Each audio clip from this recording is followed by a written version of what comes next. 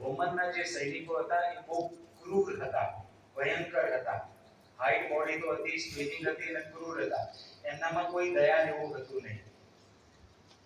એક કોમેન્ટેટર તો એવી હદે કહે છે કે એ લોકો જાણે કૂતરાનું કાચું માંસ ખાઈ જાય ને એવા ભયંકર આ સૈનિકો હતા રોમનના. અને કોઈને મારવાનો હોય, કોઈને વધસ્તંભે ચડવાનો હોય, કારણ કે ગુનેગારોને એ લોકો શિક્ષા કરતા હતા. અને એ આ સૈનિકોને સોંપી દે અને સૈનિકો પછી જે ક્રૂરતાથી એમની જોડે વર્તે ને, જાણે બોલને કેવું ના રમે, બોલને કેવું રમે લોકો, એવી રીતે ગુનેગારો જોડે આ લોકો વ્યવહાર કરતા હતા. એ મસ્કરી કરે, રમત કરે, મારે એમને. એટલે કલ્પના કરી શકે છે કે પ્રભુ ઈસુ કેવા લોકો, કેવી ટોળીના હાથમાં એમને મૂકવામાં આવેલા. યહૂદીઓના સૈનિકો હોત તો એ થોડી અલગ બાબત હોત, પણ આ તો રોમન બહુ ક્રૂર લોકોને એમના હાથમાં પ્રભુ ઈસુ પડેલા. એટલે જ્યારે ખીલા મારે ને ત્યારે એમને કશી દયા ભાવ કે એવું કંઈ હોય નહીં. બેફામ એ તો એમની રીતે જ આખું કરે. એટલે એ જે શારીરિક વેદના પ્રભુ ઈસુની આપણે વિચારીએ તો બહુ ભયંકર છે, બહુ ભયંકર છે. બીજા ચોરોને પણ એ જ કરવામાં આવ્યું, પ્રભુ ઈસુને પણ એ જ કરવામાં આવ્યું. ખાલી પ્રભુ ઈસુને કાંટાનો તાજ અલગ રીતે પહેરાવવામાં આવ્યો, પેલા બંને ચોર કરતા. કેમ કે એને રાજા તરીકે મસ્કરી એ લોકોએ કરી અને એમને કાંટાનો તાજ પહેરાવવામાં આવ્યો. પણ એ પણ પ્રભુ વાણી જ પૂરી એ લોકો કરતા હતા. એટલે પ્રભુ ઈસુનો આભાર કે એ જન્મ્યા જ મરણને માટે, આપણા માટે એમણે આટલું દુઃખ સહન કર્યું. કેમ કે લાકડી જ બહુ છે ને, એમણે તો કેટલું બધું આપણા માટે દુઃખ સહન કર્યું. એટલે એ પ્રભુને આપણે તો કેવી રીતે એમનો આભાર માની શકીએ? પાછું વાળી જ નહીં શકતા ને, પણ એક જ રીતે વાળી શકીએ છીએ, જીવનોને અર્પણ કરીને. એ જ એમના તરફથી જે જીવન મળ્યું છે, જીવન એમને પાછું આપીએ, એ જ મોટું અર્પણ છે, એ જ મોટું આભારીપણું છે. એટલે પ્રભુ ઈસુનો પુષ્કળ આભાર કે 2000 વર્ષ પહેલા લગભગ આ સમયે એમણે તમારા મારા માટે વધસ્તંભ ઉંચકી દીધો અને એ વધસ્તંભ પર પોતાનો પ્રાણ એમણે આપ્યો. એ છેલ્લો સમય હતો પ્રભુ ઈસુનો. અને જ્યારે એમને વધસ્તંભ પર મૂકવામાં આવ્યા ત્યારે સુવાર્તાઓમાં, 40 સુવાર્તાઓમાં અલગ અલગ રીતે છેલ્લા 7 વાક્ય એ બોલ્યા વધસ્તંભ પરથી. એની પર વર્ષોથી આપણે અભ્યાસ કરતા આવ્યા છીએ. અને ખાસ કરીને બપોરનો સમય છે, એ છેલ્લી જે 7 વાણી છે એની પર આપણે કરતા આવ્યા છીએ. અને આજે પણ આપણે એ જ કરીશું. પ્રભુ ઈસુની જે છેલ્લી 7 વાણી હતી એની પર આપણે જોઈએ. પહેલી જ વાણી આપણે જોઈશું લુકની સુવાર્તા 23મો અધ્યાય.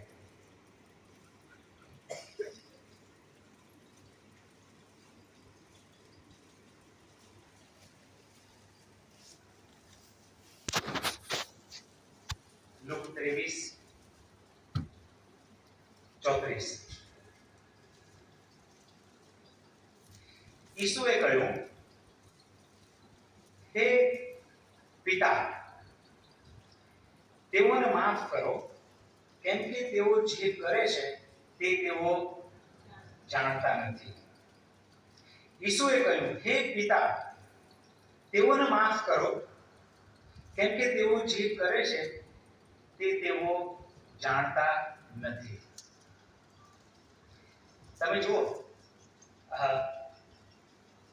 પ્રભુ ઈસુ કેવી રીતે સંબોધન કરે છે. બીજા અર્થમાં હું તમને કહું તો અહીં એવું નથી કહેતા કે હે ઈશ્વર, તેઓને માફ કર. સમજ્યા તમે? ઈશ્વર તરીકે પ્રભુ ઈસુ સંબોધતા નથી. શું કહે છે? પિતા. હે પિતા, તેઓને માફ કર. હે ઈશ્વર, તેઓને માફ કર, એવું નથી કહેતા પ્રભુ ઈસુ. આમાં ફરક છે. ઈશ્વરની પાસે તમે જાઓ ને તો એ ન્યાયી ઈશ્વર છે. ખોટું કરે તો એને શિક્ષા થાય જ. ઈશ્વર એ ન્યાયી છે. સારું કરો તો સારો બદલો, ખોટું કરો તો એનું શિક્ષા તમને થાય. એટલે તમે ઈશ્વરની પાસે જ્યારે જાઓ છો, પ્રભુ ઈસુ જ્યારે ઈશ્વરની પાસે જાય છે ત્યારે આ બાબત નથી કહી શકતા, પણ પિતા તરીકે જ્યારે સંબોધે છે ત્યારે કહે છે કે પિતા માફ કર દે એ લોકોને. સમજો છો? કેમ કે ઈશ્વર માફ ના કરી શકે. ઇવન ઈશ્વરે તમને મને માફ નહીં કર્યા એ રીતે, એનો દંડ તો ભોગવવો જ પડ્યો. ઈસુએ ભોગવ્યો ને તમને મને માફી મળી છે. એટલે પ્રભુ ઈસુ જ્યારે અહીં કહે છે તો કહે છે હે પિતા તેઓને માફ કરો. કેવા લોકોને માફ કરો? એવા લોકો કે જે અત્યારે મને હેરાન કરી રહ્યા છે, મને મૃત્યુ તરફ લે, મને ખિલ્લા મારે, એવા લોકોને માફ કરો. આ પ્રભુ ઈસુ નહીં સમજી શકતા, આ હૃદયને નહીં સમજી શકતા. દુશ્મનોને માફ કરવું કેમનું શક્ય બને? અને આટલી હદે એમને સતાવનારા લોકો એમની માટે માફી માંગવી પ્રભુ પાસે, પિતા પાસે, એ કેટલું અઘરું છે. પણ વિશ્વાસ કરનાર માટે અશક્ય નથી માફ કરવું. આ દિવસોમાં તમે એક પોસ્ટ જોજો, આવી છે, તમે કેટલાકે જોઈ પણ હશે.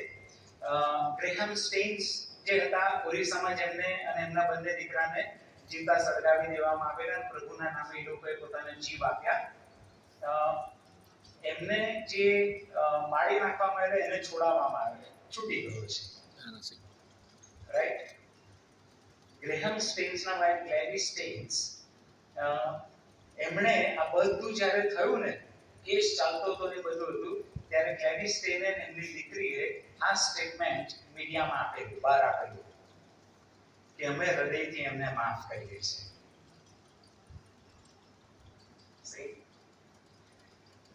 પતિને અને બે નાના પોતાના દીકરાઓને સળગાવી દીધા હોય જેણે, અને એને તમે કહો કે અમે એમને માફ કરીએ છીએ.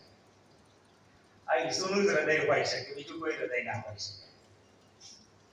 એટલે જ્યારે પ્રભુ ઈસુ કહી રહ્યા છે કે હે પિતા એઓને માફ કર, તો એ જ પ્રભુ ઈસુ અત્યારે આપણને કહે છે કે હે પલટણ એને માફ કર. એ પલટણ, કેમ કે 2000 વર્ષ પહેલા તો એ થઈ ગયું, ઈસુએ જે કરવાનું હતું એ કરી દીધું, પણ ઈસુ અત્યારે કહે છે હે પલટણ, તને આજે જે વધસ્તંભ રૂપી નડી રહ્યા છે ને એમને તું માફ કર. આજે તને જે તકલીફ આપી રહ્યા છે ને, તને જે દુશ્મન માની રહ્યા છે, તને જે હેરાન કરી રહ્યા છે, તારી પાછળ પડી ગયા છે, તને ઊંઘ નહીં આવતી એવા લોકોને લીધે, પ્રભુ કહે છે હે પલટણ એને તું માફ કર. આપણને દરેકને પ્રભુ કહી રહ્યા છે. એવી વ્યક્તિઓ આપણા જીવનમાં છે કે જેને આપણે માફ નહીં કરી શકતા, જેમના માટે આપણને તકલીફ પડે છે.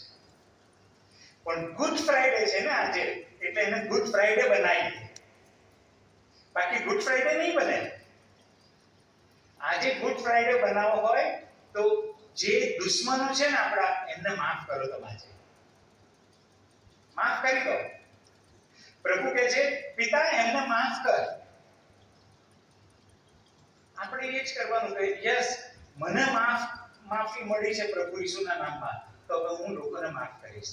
ગુડ ફ્રાઈડે ત્યારે ગુડ ફ્રાઈડે થશે, આપણે જે આપણા વિરોધીઓ છે ને એમને માફ કરીશું. પ્રભુ એવું કહ્યું એમને માફ કરો. કેમ? કેમ કે તેઓ જે કરે છે તે તેઓ જાણતા. આ પ્રભુ શું કહે છે કે એમને ખબર નથી એ લોકો શું કરે. એક્ઝેક્ટલી તો એમને ખબર હતી કે એ લોકો શું કરી રહ્યા છે. સિપાહીઓને ખબર હતી કે એ લોકો શું કરી રહ્યા છે, એમને ખબર છે. યાજકોને ખબર છે, એ યહૂદીના ધર્મના જે આગેવાનો છે એમને ખબર છે કે એ લોકોએ શું કર્યું. રોમનોને ખબર છે, હેરોદને ખબર છે, પિલાતને ખબર છે કે શું થઈ રહ્યું છે. એને ચડી રહ્યા છે લોકો, એમને ખબર છે શું કરી રહ્યા છે, કે આ ગુનેગાર છે અને એને અમે મારી રહ્યા છે. પણ પ્રભુ કહે છે ના, ખરેખર એ લોકો નહીં જાણતા એ શું કરી રહ્યા છે. કેમ? પ્રભુ કયા અર્થમાં વિચારે છે કે એ લોકોને એવું લાગે છે કે અમે ધર્મની રક્ષા કરી રહ્યા છે. ઈસુને મારવાથી યહૂદી ધર્મના આગેવાનો હતા, એ શું વિચારી રહ્યા કે અમે ધર્મની રક્ષા કરી રહ્યા છે અને અમે મારી રહ્યા છે, કેમ કે આ ધર્મની વિરુદ્ધ વાતો કરે છે. એટલે યહૂદીઓને એવું હતું કે અમે ધર્મની રક્ષા કરીએ છીએ. આજે તમારી મારી વિરુદ્ધમાં ઉઠનારા લોકો એવું નહીં કહેતા કે અમે અમારા ધર્મની રક્ષા કરીએ છીએ. એટલે એવું લાગે છે. પણ પ્રભુ કહે છે એ લોકોને માફ કર. ખરેખર એમને નહીં ખબર, એ ધર્મની રક્ષા નથી કરતા, પણ ઈશ્વરની વિરુદ્ધ ગયા છે. ઈશ્વરની વિરુદ્ધ ગયા છે લોકો. એ લોકો ધર્મની રક્ષા નથી કરી રહ્યા. અને સિપાહીઓને રોમન એવું લાગતું હતું કે અમે ન્યાય કરી રહ્યા છે, આ ગુનેગાર છે ને એને શિક્ષા કરવી જોઈએ. પ્રભુ કહે છે એમને માફ કર. એમને નહીં ખબર કે આ ગુનેગાર નથી, આનો કોઈ પાપ નથી, કોઈ ગુનો નથી ને એને લોકો સજા કરી રહ્યા છે. તો એની તો સજા એ લોકોને ડબલ થવી જોઈએ. જે ગુનેગાર નથી એને ગુનો કરી રહ્યા છે, તો એનો ગુનો તમને કેવી રીતે માફ થાય? પણ પ્રભુ કહે છે માફ કરી દીધા એ લોકો. કેમ કે એ લોકો જે કરી રહ્યા છે એ એમને જ નહીં ખબર.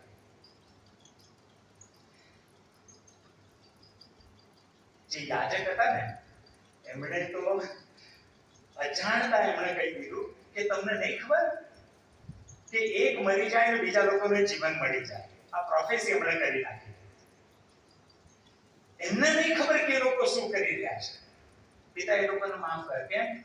કેમ કે એ લોકો એમના જ ઉદ્ધાર કરતાને એમનો જે મસીહા તમે મોકલ્યો છે ને એને લોકો સ્વીકારી નહીં રહ્યા. એમને માફ કર. એટલે પહેલું વચન પ્રભુ ઈશ્વરે બધા સ્તંભ પરથી જે પોકાર્યું એ માફીને લખતું હતું કે એમને માફ કર. એટલે વાલાઓ આપણે અત્યારે થોડો સમય શાંત રહીએ અને એવા વ્યક્તિઓ વિચારો કે તમારા જીવનમાં એવા કોણ છે કે જેને તમે હજુ માફ નહીં કર્યા. થોડો સમય આંખ બંધ કરીએ. જો ઊંઘી ના જતા હો, બપોરનો સમય છે, એસી ચાલુ જ પાછું. આંખ બંધ રાખો અને પ્રભુ તમને એવા વ્યક્તિઓ બતાવે છે કે જે તમને હેરાન કરી રહ્યા છે. પણ સાચા હૃદયથી અત્યારે આપણે પ્રભુને પ્રેમ કરનાર લોકો છીએ એટલે તમે અત્યારે આ જ પ્રભુના છેલ્લા વાક્યો તમે મનમાં બોલો કે પ્રભુ મારા પિતા એ વ્યક્તિને તમે માફ કરો અને હું પણ માફ કરું છું. એ વ્યક્તિને તમે હૃદયથી માફ કરો.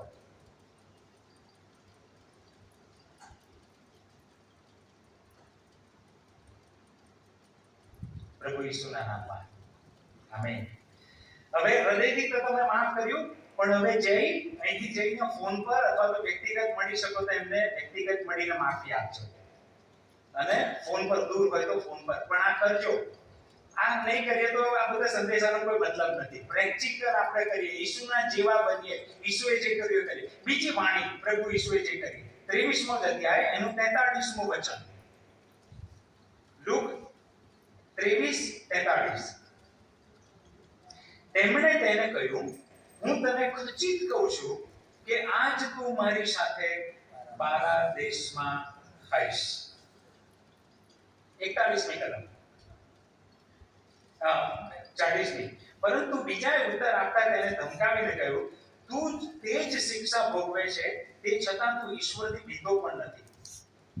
આપણે તો વાજબી રીતે ભોગવીએ છીએ કેમ કે આપણે આપણા કામનું યોગ્ય ફળ પામીએ છીએ, પણ એમણે કંઈ ખોટું કર્યું નથી. એટલે બે જે ગુનેગાર હતા એમાંનો એક ગુનેગાર જે ઈસુને કહે છે કે તું ખ્રિસ્ત હોય તો તું બચાવી લે, અમને બચાવી લે. એટલે પેલો જે બીજો છે એ કહે છે કે તારે શરમ આપવી જોઈએ કે આપણે તો ભોગવી રહ્યા છે પણ આને કંઈ ખોટું નહીં કર્યું.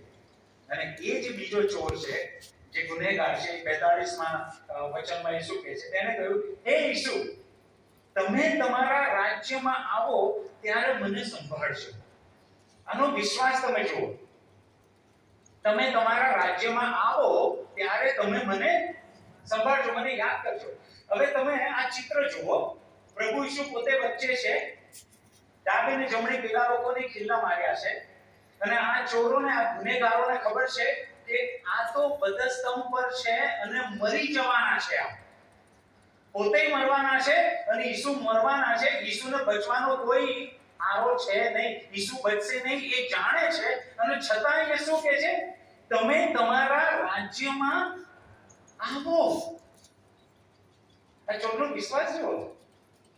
એ જોઈ છે કે તો મરવાના છે અને છતાં કે એનો અર્થ એ કે એ માને છે કે મરણ પછી ઈસુનું રાજ્ય છે અને ઈસુ રાજા છે. મરણ પછી ઈસુ એટલે તો કહે છે કે તમારા રાજ્યમાં તમે જ્યારે આવો, એટલે તમે રાજા તરીકે જ્યારે આવો ને તમારું રાજ્ય ચાલુ કરો ને ત્યારે મને સંભાળશો. એનો વિશ્વાસ તમે જુઓ કે ઈસુ આ લોકોએ ભલે એમને રાજા તરીકે નકાર્યા અને મસ્કરીમાં બધું અહીં લખ્યું છે કે યહૂદીઓનો રાજા પાટિયા માર્યા છે મસ્કરીમાં, પણ આ ચોર જાણે છે કે આ મસ્કરીમાં નહીં, આ ખરેખર યહૂદીઓનો રાજા છે. એટલે માને છે કે તમે જ્યારે રાજ્યમાં આવો ને ત્યારે મને યાદ કરજો ને. તમે યાદ કરજો એટલે શું? તમારા રાજ્યમાં મને ભાગીદાર કરજો. એનો વિશ્વાસ હતો. મરતી સમયે ઈસુ મરી રહ્યા છે, પણ મૃત્યુ પછી જીવન છે, મૃત્યુ પછી રાજ્ય છે અને મૃત્યુ પછી આ રાજા છે. આ એનો વિશ્વાસ હતો. અને જ્યારે એનો આ વિશ્વાસ હતો ને ત્યારે પ્રભુ એને શું શબ્દ આપ્યો? હું ખચિત કહું છું, ફોર શ્યોર. તું જે વિશ્વાસથી કહે છે ને કે તારું રાજ્ય ને તું રાજા, તો પ્રભુ કહે છે એ જ ખચી હું ચોક્કસ તને કહું છું. ક્યારે? આજે. આજે. એનો અર્થ કે ઈસુને ખબર છે કે હું શરીર અહીં મૂકી દેવાનો છું વધસ્તંભ પર. હું વધસ્તંભ પર શરીર મૂકી દેવાનો છું, પણ હું પારદેશમાં જવાનો છું. શરીર વધસ્તંભ પર જ લટકશે ઈસુનું, પણ ઈસુ ખરેખર પારદેશમાં છે. એટલે પ્રભુ એને કહ્યું, હું ખચિત તને કહું છું, આજે તું મારી સાથે. બંનેના શરીર ક્યાં છે? જમીન પર છે. એકબીજાની જોડે છે બંનેના શરીર. પણ પ્રભુ કહે છે શરીર ભલે અહીં રહ્યા, પણ આપણે બંને પારદેશમાં આવીશું. હાલેલુયા! કેટલું સુંદર ચિત્ર. પ્રભુ ઈસુ શું બતાવી રહ્યા છે કે શરીર તો છોડવાનું જ છે, પણ શરીર પછીનું જીવન છે. અને એ જીવનમાં અત્યારે આપણે બે સાથે છીએ ને એના કરતા વિશેષ ત્યાં સાથે રહીશું. આજે જ રાત્રે ખાતરીથી કહી દીધું કે ઇટ્સ ડન. તે જો વિશ્વાસથી આ માંગણી કરી છે ને તો આજે જ રાત્રે તું મારી સાથે પારદેશમાં રહીશ. વિશ્વાસની જે માંગણી કરે છે ને એને પારદેશ મળે છે. ડાબે ને જમણે બંને હતા ને, બંને હાદેશમાં જ ગયા, પણ એક હાદેશમાં જે પારાદેશ હતું ત્યાં ગયો અને પેલો જે પીડાકારક જગ્યા છે ને સેવલ, એ ત્યાં ગયો. પ્રભુ ઈસુએ એને ખાતરી આપી દીધી. એટલે બીજી જે વાણી છે ને એ તારણની ખાતરીની વાણી છે. પહેલી માફીની હતી, બીજી જે વાણી છે એ તારણની ખાતરી. શ્યોરિટી. આજે જ તું મારી સાથે પારદેશમાં આવીશ. વાવ, થેન્ક યુ જીસસ. પ્રભુ આ વચન તમને મને આપે છે. જો આપણે વિશ્વાસથી અત્યારે કહે છે કે પ્રભુ આ રાજ્યમાં તું જ્યારે આવે, અવધિમાં આવે મંડળીને, ત્યારે મને લઈ જજે. આ સાચા હૃદયથી તમે કહેશો ને તો તમારું શરીર ભલે નહીં ભાઈ, પણ તમે ઈસુની સાથે પારદેશમાં હશો. God bless you. Thank you Jesus. ત્રીજી વાણી યોહાન 19.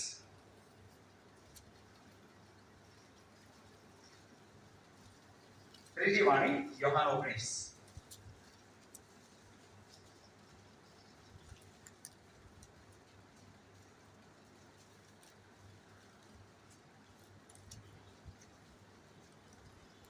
થી વાંચીએ. યોહાન 19:25. હવે ઈસુના વધસ્તંભની પાસે તેમના માસી ક્લોપસની પત્ની મરિયમ તથા મગદલાની મરિયમ ઉભેલા હતા. 26.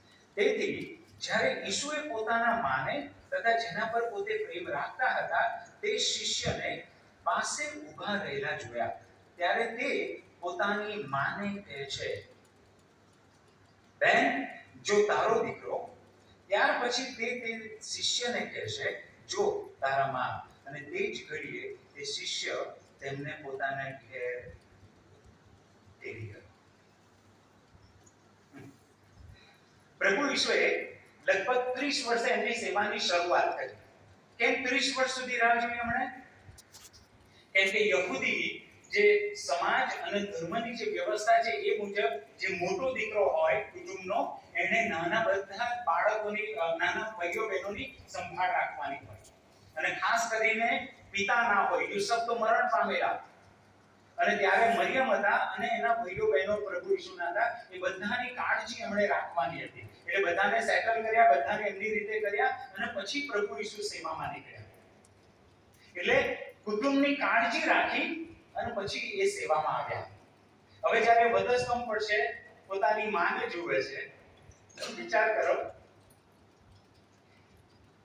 30 વર્ષ કે 33 વર્ષ જે માની સાથે ઉછર્યા, એ માએ એમને રમાડ્યા, ખવડાવ્યું, ઉછેર્યા અને હવે એ માની દેખતા એને લોહી વહી રહ્યું છે. હવે પિતા તરીકે આપણે કેટલું આને અનુભવીએ ખબર નહીં, પણ બહેનો તમને ખબર પડશે કે તમે કલ્પના કરો કે તમારું બાળક આ રીતે એને જડી દીધું હોય, લોહી લુહાણ હોય, તમારી હાલત કેવી હોય. મરિયમની હાલત એવી છે. મરિયમ જોઈ રહ્યા છે કે મારો દીકરો આ રીતે, અને મરિયમને ખબર છે એનો કોઈ ભાગ નથી અને એ ત્યાં છે. પ્રભુ ઈસુ જોવે છે, પણ છેલ્લી ઘડીએ પણ પ્રભુ ઈસુ એમની માની કાળજી રાખે છે. છેલ્લી ઘડીએ પણ વધસ્તંભે પણ એ પોતાની માની કાળજી રાખે છે. પણ કાળજી એ કેવી રીતે રાખે છે તમે જુઓ. 26મી કલમ જે પ્રભુ એમને સંબોધે છે ને, એ માથી નથી સંબોધતા કે હે માં, ના. તમે સમજો છો કેમ પ્રભુ ઈસુ માં નહીં કહેતા? એ ઓલરેડી દુખી છે, એના આંખમાં ઓલરેડી આંસુ છે, રોકાતા નથી. અને વધસ્તંભ પરથી હમણાં જે દીકરો નાનો કેન્સરમાં એક્સપાયર થઈ ગયો અને એના મા બાપ જ્યારે વાત કરતા હતા ને તો કે કિરણભાઈ, એને જ્યારે બધી ટ્રીટમેન્ટ ને હોસ્પિટલમાં એને જ્યારે મૂકેલો ને બધું ચાલી રહ્યું ને, ત્યારે એને જે પીડા થાય ને તો એ બૂમો પાડતો હતો કે છે મમ્મી સહન નહીં થતું, મમ્મી મને દુખે છે, મમ્મી મને બચાય ને, મમ્મી મારું ઘેર જવું છે.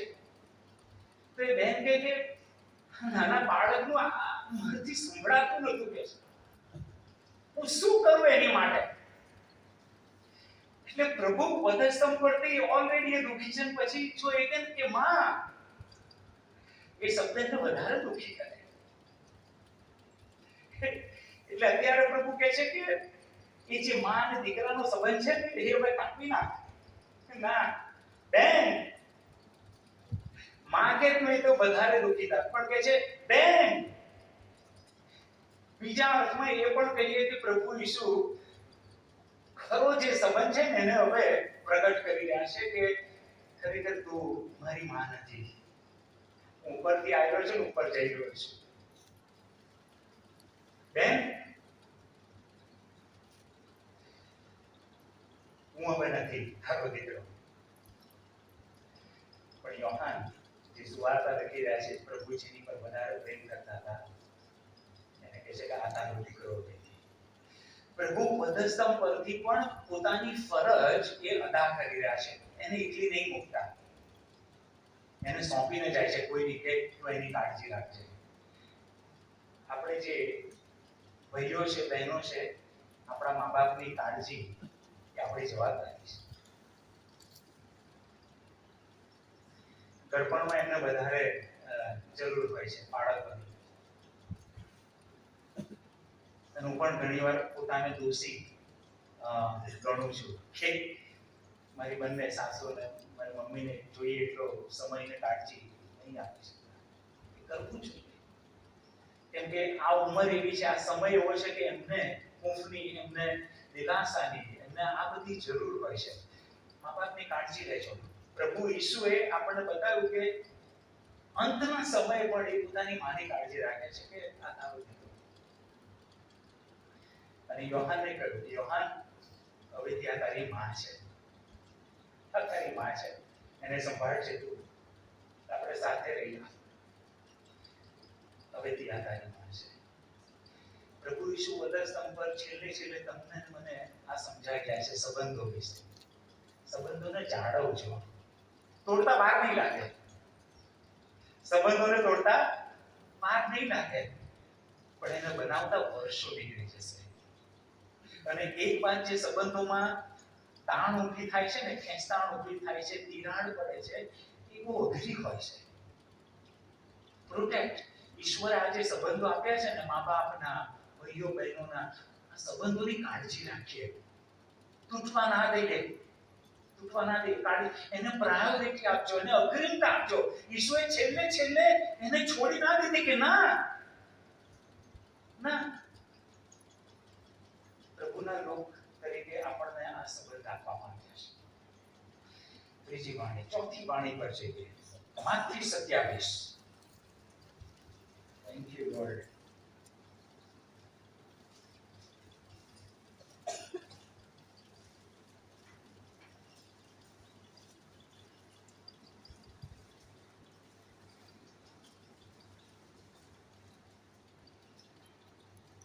માંથી 27, 46.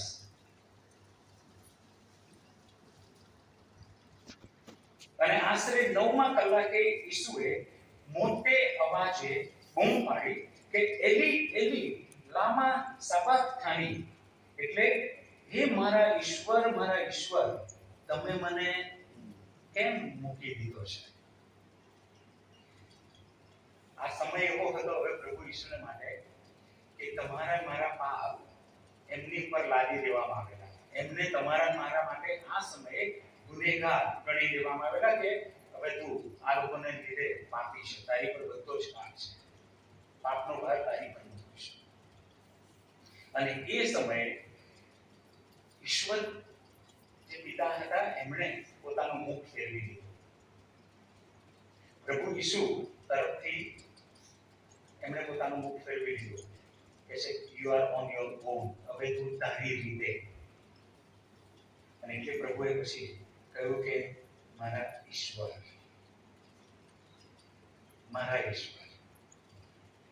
પહેલી વાણીમાં એમણે જે સંબોધ્યા એ પિતા તરીકે સંબોધ્યા, પિતા એમને માફ કરે. હવે જ્યારે સંબોધી રહ્યા છે ત્યારે ઈશ્વર તરીકે કહી રહ્યા છે કે મારા ઈશ્વર તમે મને કેમ મૂકી દીધો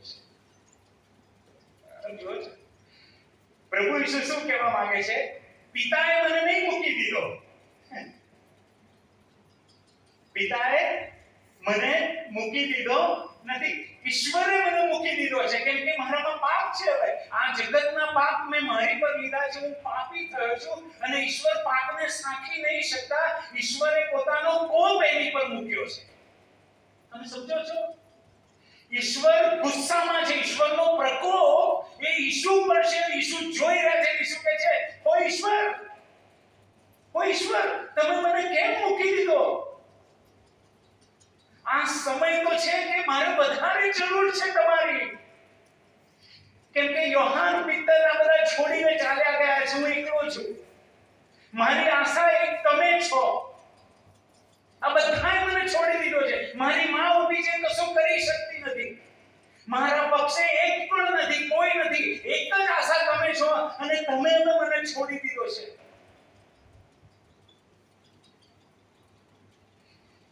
ઈસુ એકલા પડ્યા કે જેથી તમે એકલા ના પડ્યા. ઈસુ ઈશ્વરથી દૂર ગયા કે જેથી તમે ઈશ્વરની નજીક જઈ.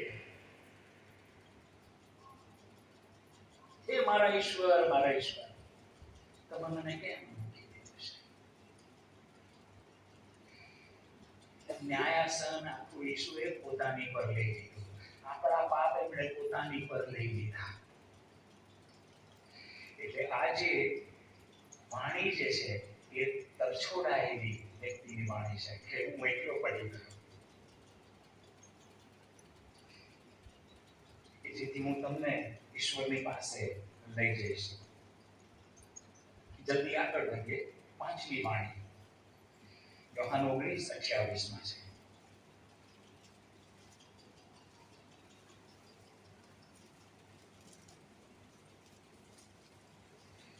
19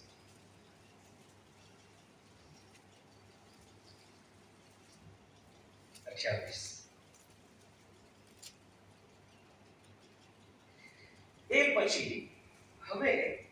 એ પછી ઈસુ હવે બધું પૂરું થયું છે. તે ધ્યાનથી સમજજો. ઈસુને હવે ખબર પડી કે બધું હવે પૂરું થયું છે. પ્રભુ ઈસુને ખબર પડી જે કામ માટે આવેલા એ કામ હવે પૂરું થયું છે. એમણે જે કરવાનું હતું, એમણે જે પિતાએ એમને જે કામને માટે મોકલેલા એ બધું જ કામ એમણે કર્યું છે. પ્રભુ ઈસુએ જોયું કે હવે બધું પૂરું થયું છે. અને શું પૂરું થયું છે? જે પ્રોફેસીઝ અત્યાર સુધી પ્રભુ ઈસુ માટે જે કરવામાં આવેલી ને એ બધી ભવિષ્યવાણી પૂરી થઈ છે. પ્રભુએ જોયું હતું કે હું બરોબર જઈ રહ્યો છું.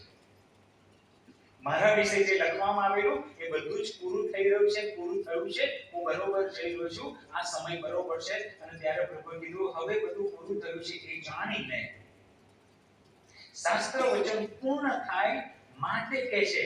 એટલે હજુ આ ભવિષ્યવાણી બાકી છે. શાસ્ત્ર વચન પૂરું થાય એટલે કઈ મને તરસ લાગી છે. હવે છે ને આનો આપણે આત્મિક અર્થ નીકાળીશું એ તો બરોબર છે. આનો આત્મિક અર્થ નીકાળીએ ને બરોબર છે. પણ ગઈકાલ રાતથી એમને પકડવામાં આવ્યા ને એ તો રાત્રે એમને પકડ્યા, પણ સાંજથી એ તો પ્રાર્થના માટે જતા રહ્યા અને પછી એમને પકડેલા. છેલ્લે આપણે જાણતા નથી કે પ્રભુ ઈસુએ ક્યારે પાણી પીધું હશે. ગુરુવારે we don't know. ગુરુવારે છેલ્લે પ્રભુએ ક્યારે પાણી પીધું હશે? અને તમને શું લાગે છે કે આ યાજકો જે એમના દુશ્મન બની ગયા એમને પાણી પીવાના આપે? આ રોમન સરકાર જે એમના હવે દુશ્મન થઈ ગઈ હતી એમને શરબત આપે, પાણી આપે, એમની ટ્રીટમેન્ટ સારી કરે? ના કરે ને. તો એમના દુશ્મન છે, ગુનેગાર છે. ઉલટું પાણી માંગે તો ના આપે, મસ્કરી કરે એની. અત્યારે એના શરીરમાંથી બધું લોહી વહી રહ્યું છે ને વહી રહ્યું છે.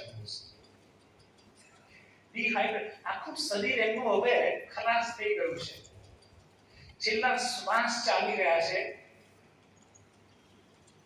અને શારીરિક રીતે કહ્યા છે ખરે મને તરસ લાગી છે. તેણે એક વાત કહ્યું કે જીવનનું જળ હું છું.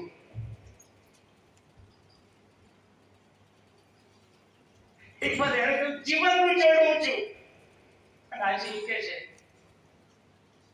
મને તરસ લાગી છે, કોઈ છે મને પાણી આપનાર?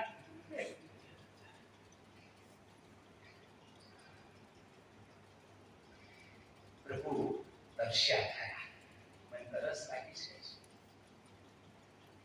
શારીરિક રીતે એમને સહન કર્યું તમારા મારા માટે. આપણે શારીરિક રીતે એકબીજાનું કેટલું સહન કરીએ છીએ?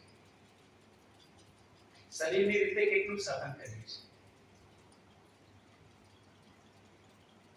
આપણા ઘરની આસપાસ લોકો પાર્કિંગ કરતા હોય, ગાડી પાર્ક કરતા હોય કે કચરો નાખતા હોય કે કેટલું સહન કરીએ છીએ? હમણાં જ મારી એક ભાઈ જોડે વાત થઈ, એમને હું કહ્યું છે કે પાર્કિંગ માટે ઝઘડો છો?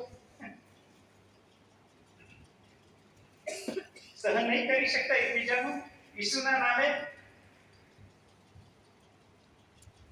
અડોસ પડોસ સહન નહીં કરી શકતા? મને તરસ લાગી છે પ્રભુ કહે છે. શારીરિક રીતે એમને જરૂર નથી, આત્મિક રીતે તમે એનો અર્થ કાઢી શકો છો કે પ્રભુને તરસ લાગી. ઈશ્વરને કહી રહ્યા છે કે ઈશ્વર જે કામને માટે આવેલો ને એ કામ પૂરું કર્યું છે. હવે મને તરસ લાગી છે, એને ડન કરી દો કે યસ તે પૂરું કર્યું છે. એટલે મારી પ્યાસ, મારી જે તરસ છે એ છીપાઈ જાય. તમે કહી દેશો કે યસ ઈસુ તે મારું કામ પૂરું કર્યું છે, આપેલું. તમે વાક્ય બોલી દો એટલે મને મારી તરસ છીપાઈ જાય. તો કોઈ એ કહી રહ્યા છે મને તરસ લાગી છે. જલ્દી આગળ વધીએ. સચ્ચી વાણી પ્રભુ ઈસુની યોહાન 19 માં છે 30મું વચન. યોહાન 19:30 29 થી વાંચે. હવે ત્યાં સરકારથી ભરેલું એક વાસણ મૂકેલું હતું, માટે તેઓએ એક વાદળી સરકારથી ભરી ને જુફા પર મૂકીને તેમના મોં આગળ ધરી. ઈસુએ સરકો લીધા પછી કહ્યું, સંપૂર્ણ થયું. પ્રભુ ઈસુએ કહ્યું કે સંપૂર્ણ થયું. It is finished. સંપૂર્ણ થયું. આજે સંપૂર્ણ થયું પ્રભુ શબ્દ વાપરે છે ને, બીજા અર્થમાં કહીએ તો હું જીતી ગયો છું. હાલેલુયા. આઈ એમ વિક્ટોરિયસ. તમે મને એકલો પાડ્યો, બધા છોડીને ચાલ્યા ગયા, પણ હું વિજયી થયો છું. સંપૂર્ણ થયું. મેં જે કરવા આવેલો મેં કર્યું. તમે મને સહકાર આપ્યો ના આપ્યો, તમે મને ઓળખ્યો ના ઓળખ્યો, તમે મને સ્વીકાર્યો ના સ્વીકાર્યો, તમે ગમે તે મારી જોડે વ્યવહાર કર્યો, પણ મારે જે કરવાનું તે મેં કર્યું ને, સંપૂર્ણ થયું. I have done it. મેં કર્યું. સંપૂર્ણ થઈ ગયું. હવે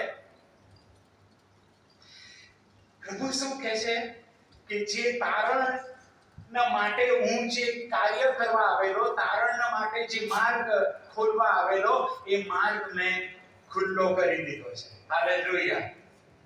સંપૂર્ણ થયું. બતાવો, તમારા મારા તારણ માટે પ્રભુ ઈસુએ સંપૂર્ણ કર્યું છે. એટલે હવે તમારે એમાં કશું એડ કરવાની જરૂર નથી. તારણ પામવા માટે તમારે હવે કશું કરવાની જરૂર નથી. તારણ માટે પ્રભુ ઈસુએ બધું કર્યું. એટલે પ્રભુએ કીધું સંપૂર્ણ થયું.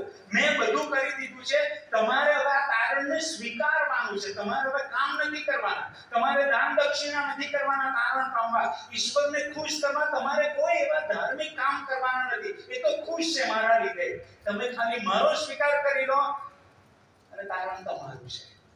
એટલે પ્રભુ ઈસુ જ્યારે કહે છે કે સંપૂર્ણ થયું, ત્યારે આ કહેવા માંગે છે કે તમારા તારણ માટે, તમારી પાપની માફી માટે, તમારા અનંત જીવન માટે બધું જ તૈયાર થઈ ગયું છે. પ્રભુ એવું કહી રહ્યા છે કે મેજ તૈયાર છે, આવો મિજબાની કરીએ.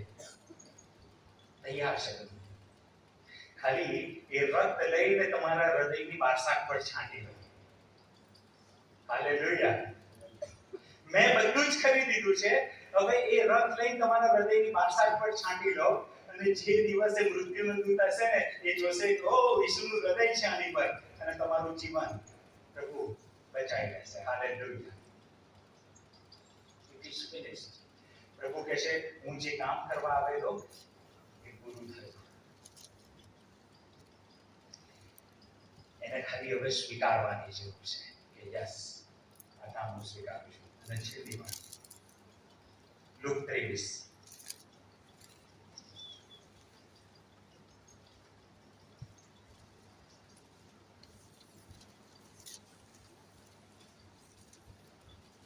લુક 23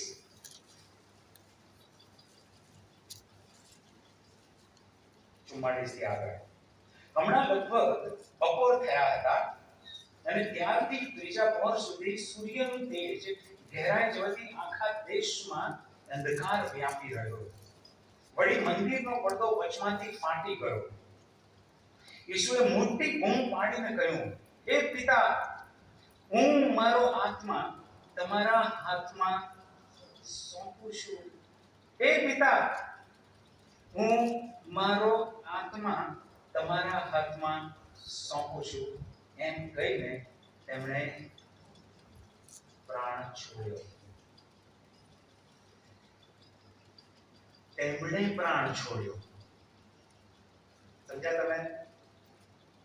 તેમણે પ્રાણ છોડ્યો. એ શું બતાવવા માંગે છે? કે દુનિયામાં કોઈની તાકાત નથી કે એમનો પ્રાણ લઈ શકે. દુનિયામાં એવો એ યહૂદીઓ, એ યાજકો, એ ફરોશીઓ, એ શાસ્ત્રીઓ, એ રોમન, એ હેરોદ, એ પિલાત, તમારામાં તાકાત નથી કે તમે મારો પ્રાણ લઈ શકો. પ્રભુ ઈસુ સ્વેચ્છાએ, પોતાની ઈચ્છાએ હવે બધું સમાપ્ત થઈ ગયું, કામ થઈ ગયું એટલે કહે છે કે હું પાછો જઈશ, અને એમણે પોતાનો પ્રાણ મૂક્યો. પ્રાણ મૂક્યો એટલે આ જે શરીર આપણે ગઈકાલે જોયું ને વધારે રીતે, આ જે શરીર છે એ શરીર બંધ થઈ ગયું. પ્રાણ એટલે આ શરીરનું કામકાજ બંધ થઈ ગયું, અને આત્મા, ઓકે, શરીરનું કામકાજ બંધ થઈ ગયું અને આત્મા વિશે શું લખ્યું છે? પ્રભુએ કહ્યું કે હે પિતા, હું મારો આત્મા તમારા હાથમાં સોંપું છું.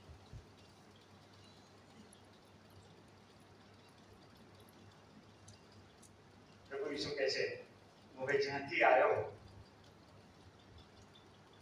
મારા પિતાની પાસે હું પાછો જઉં છું. પિતાએ મને મોકલ્યો અને હવે હું પિતાની પાસે પાછો જઉં છું. પણ અહીંયા એમણે એવું કહ્યું કે હું મારો આત્મા તમારા હાથમાં સોંપું છું. આજે આત્મિક દુનિયા છે ને, એની પર તમે અભ્યાસ કરજો. એ ખરી દુનિયા છે જેની પર આપણે અભ્યાસ જ નહીં કર્યો. પ્રભુ ઈસુ આવું કેમ કહેવું પડ્યું કે મારો આત્મા હું તમારા હાથમાં સોંપું છું? કેમ કે ઈસુનો આત્મા લેવા માટે આકાશમાં બીજી ફોજ ફરી રહી છે.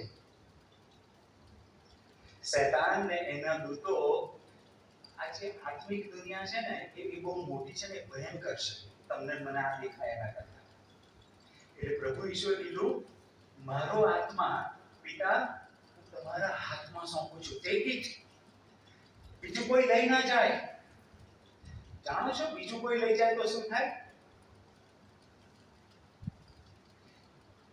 પ્રભુ ઈસુ પોતે બચાવ કરી શકે છે, પણ અત્યારે એ માણસ તરીકે પૃથ્વી પર આવ્યા એટલે ઈશ્વર તરીકે એમણે કોઈ પણ અધિકાર લીધો નથી.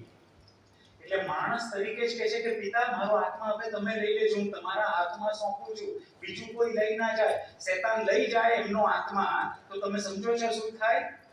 પુનરુત્થાન શક્ય નથી. શૈતાનના હાથમાં કોઈ પણ આત્મા જાય તો એને શરીરમાં તમે પાછો કેમ ન લાવો? એ લાવવા જ નહીં દે. એટલે પ્રભુ કહે છે પિતા તારા હાથમાં, યુ ટેક ઇટ.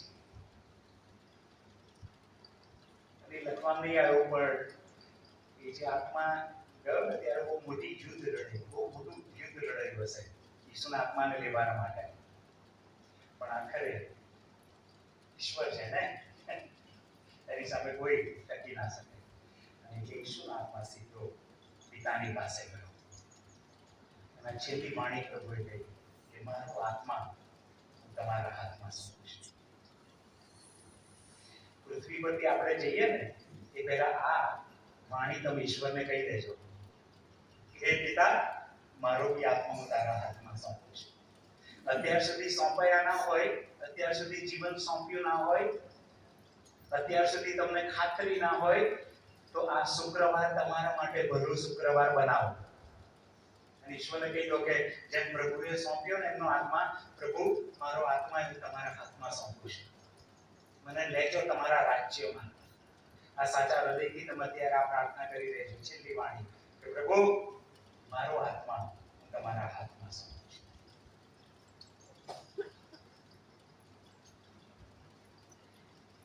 तेरे मार खाने से यीशु मैंने शिफा पाई है, तेरे खून बहाने से मिली मुझको रिहाई है, तेरे मार खाने से यीशु मैंने शिफा पाई है, तेरे खून बहाने से मिली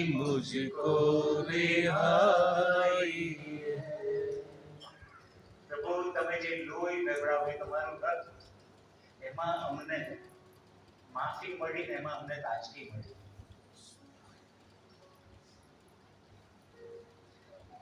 બધા છેલ્લી વાણી, બીજું બધું ના હોય તો છેલ્લી વાણી તો પ્રભુ કહે તો પ્રભુ મારો આત્મા તમારા હાથમાં સોંપું છું.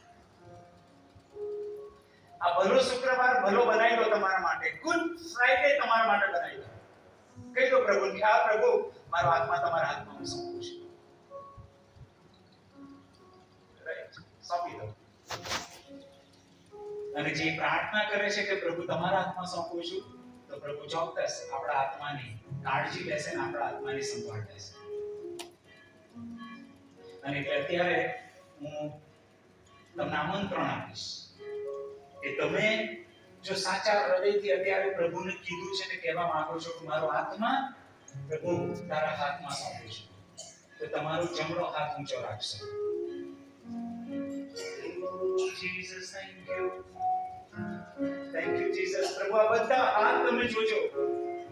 આ બધા હાથે કહ્યું છે કે મારો આત્મા હું તારા હાથમાં સોંપું છું. તમારા હાથમાં આત્માઓ છે પ્રભુ. આ જીવનો તમારા હાથમાં છે. મારા દેવ, હું પ્રાર્થના કરું છું એમના માટે. ઈસુના મહિમાનો માટે હું પ્રાર્થના કરું છું કે પ્રભુ આ જે હાથ ઊંચા થયા છે પ્રભુ બચાવી લેજો. અને તમે તો બચાવશો જ, કેમ કે તમે ખાતરી આપી છે કે જે મારી પર વિશ્વાસ કરે છે એ જો કે મરી જાય તો પણ એ જીવતો થશે. થેન્ક યુ પ્રભુ આ ખાતરીને માટે, કેમ કે અમારો આત્મા તમારા હાથમાં અમે મૂક્યો છે. Thank you Jesus. Thank you Jesus. પ્રભુ તમારો આભાર. સંપૂર્ણ થયું, સંપૂર્ણ થયું, સંપૂર્ણ થયું. થેન્ક યુ પ્રભુ, તમને મહિમા આપીએ છીએ. થેન્ક યુ, તમે અમારો આત્મા ધ્યાનમાં લીધો અને તમારા રાજ્યમાં તમે અમને લઈ લીધા. થેન્ક યુ જીસસ, તમને મહિમા આપીએ છીએ. અમારી આ પલટન આશીર્વાદિત કરજો અને આ જે અનુભવ અમને છે, તારણની ખાતરી છે, એ બીજાની સુધી લઈ જનાર તમે અમને બનાવજો અને આશીર્વાદિત કરજો. અને મંડળી કહેશે પ્રભુ ઈસુના નામમાં આમેન.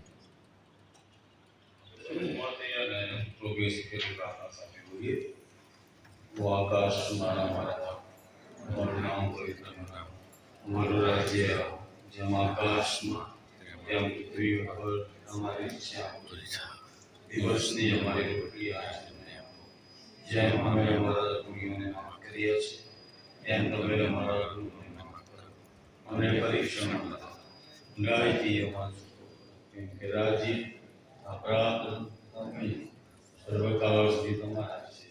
આપણા બતાવનારનો ઈસુ ખ્રિસ્તની કૃપા અને દેવ બાપનો પ્રેમ અને પ્રભુ પવિત્ર આત્માની દિવ્ય વિધિનું સંગત અને તેનો આશીર્વાદ બધાની સાથે, વિશ્વાસીઓની સાથે હમણાંથી લઈ અને સદાને સર્વકાળ સુધી પહોંચો.